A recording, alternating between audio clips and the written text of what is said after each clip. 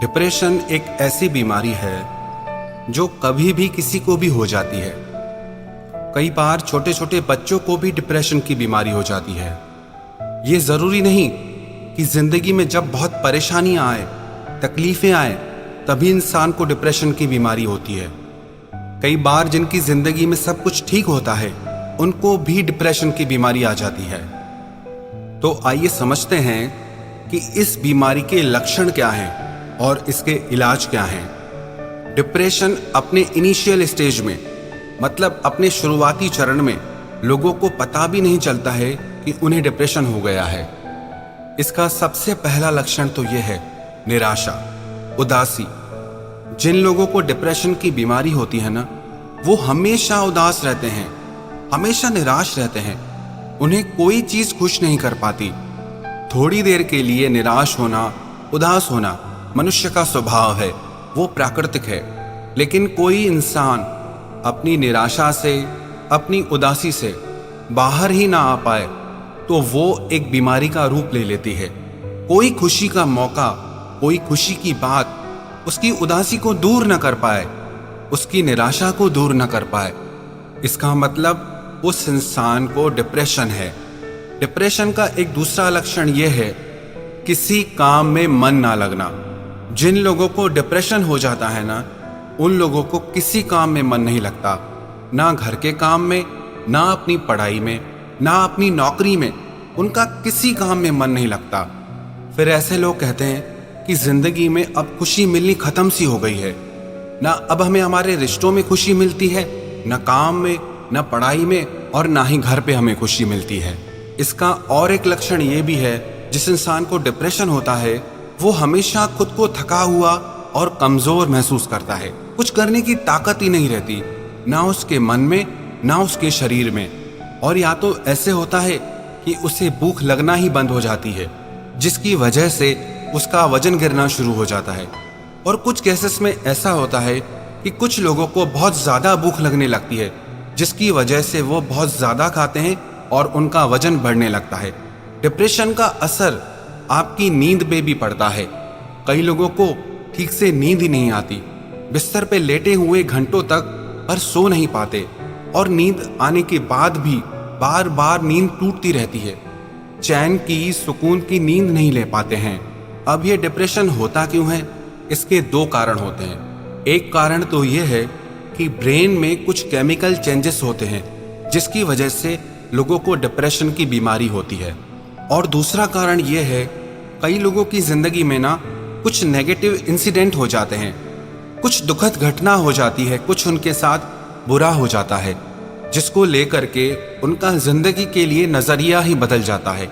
वो हर बात को नेगेटिवली लेने लगते हैं, नेगेटिवली सोचने लगते हैं, जिसकी वजह से वो डिप्रेशन में चले जाते हैं। और अब इसका इलाज क्या है?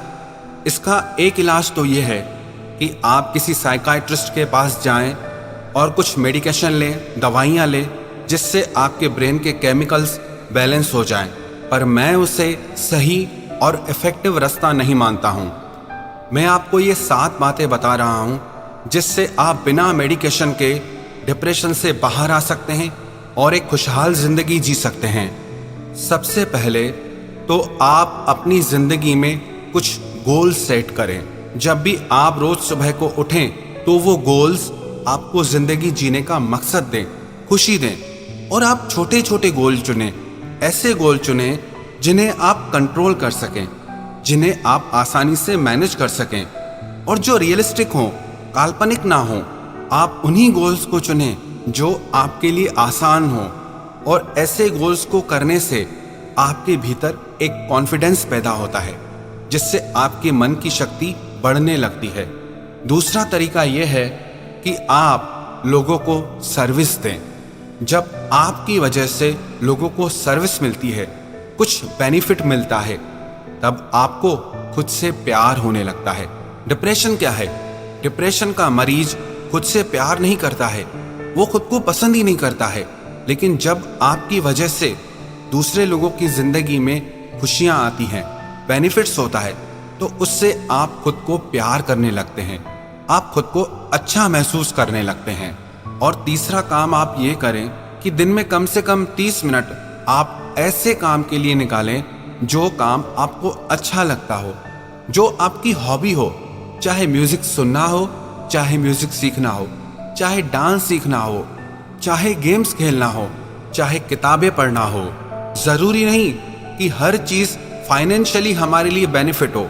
कई चीजें हमारे लिए फाइनेंशियली बेनिफिशियल नहीं होती है, पर मेंटली और इमोशनली हमारे लिए बहुत बेनिफिशियल होती है, हमें बहुत फायदा पहुंचाती हैं। तो इसीलिए आप कम से कम दिन में 30 मिनट ऐसे निकालें जो काम आपको अच्छा लगता है।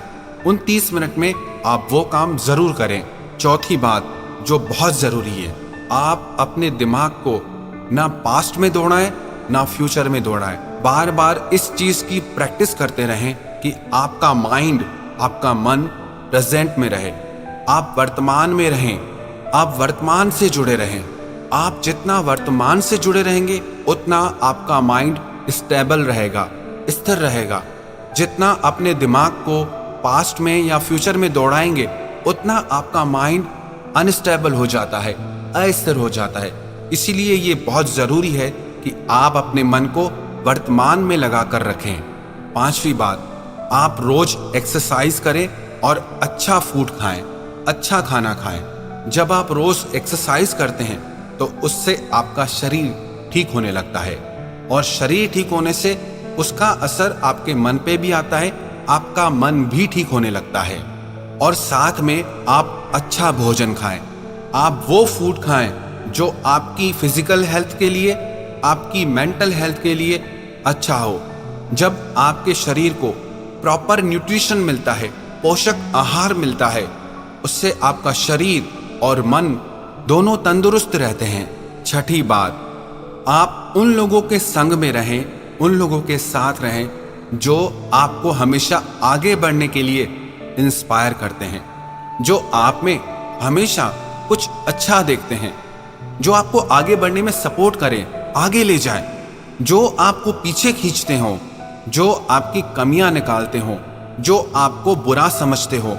उन लोगों से आप खुद को दूर कर दें और उन लोगों के संग में रहें जो आपको एक बेहतर इंसान बनाते हैं, जो आपके मन को खुशी देते हैं। सातवीं बात, आप अपने सोने का टाइम फिक्स कर लें।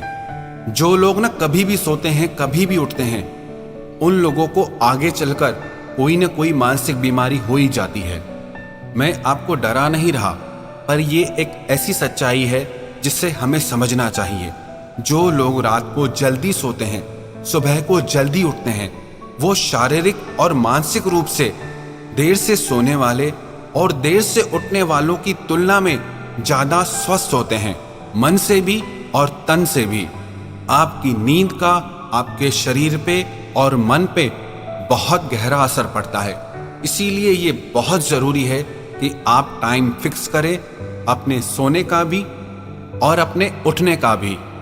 अगर ये सातों बातें आप रेगुलरली फॉलो करेंगे, नियमित रूप से इनका पालन करेंगे, तो विश्वास रखना, बिना किसी मेडिकेशन के, बिना किसी दवाई के आप डिप्रेशन से बाहर आ जाएंगे। आप ज्यादा बेहतर और खुशहाल जीवन जी सकेंगे। और एक बात मैं बताना चाहता हूँ, वैसे तो मेडिटेशन बहुत अच्छा है, लेकिन जो डिप्रेशन के सीरियस मरीज हैं उनको मेडिटेशन नहीं करना चाहिए, क्योंकि उनका माइंड ऑलरेडी अनस्टेबल है, जिसकी वजह से मेडिटेशन उनके लिए अच्छा साबित नहीं होगा। हाँ, अगर कोई इनिशियल स्टेज पे है, शुरुआती स्टेज पे ही है, तो वो ध्यान कर सकते हैं। लेकिन जिनको डिप्रेशन की तकलीफ इतनी ज्यादा बढ़ जाती है कि उन्हें सुसाइड की थॉट्स आती हैं, मरने के ख्याल आते हैं कि इस जिंदगी को जीने से अच्छा है कि हम मर जाएं, जो इस तरह के विचार रखते हैं, उन लोगों को ध्यान या मेडिटेशन करने से बल्कि नेगेटिव इफेक्ट होगा। लेकिन नॉर्मली हर इंसान को मेडिटेशन जरूर करना चाहिए।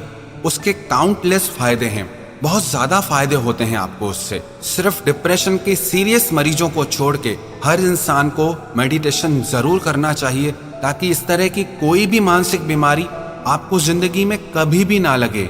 जो लोग इन छोटी छोटी बातों को अपनी लाइफ स्टाइल बना लेते हैं, अपनी जिंदगी का ऐसा हिस्सा बना लेते हैं जो उनसे कभी अलग नहीं होता, ऐसे लोग दूसरे लोगों की तुलना में ज्यादा बेहतर और खुशहाल जिंदगी जीते हैं।